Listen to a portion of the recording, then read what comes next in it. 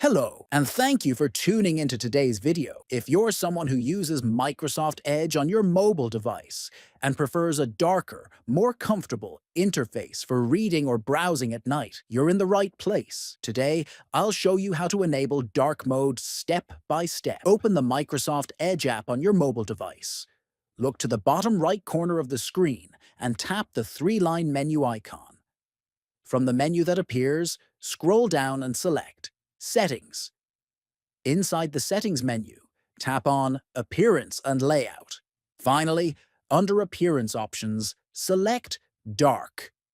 Once selected, the dark mode will be applied automatically to your app interface. That's it. You've successfully enabled dark mode on Microsoft Edge Mobile.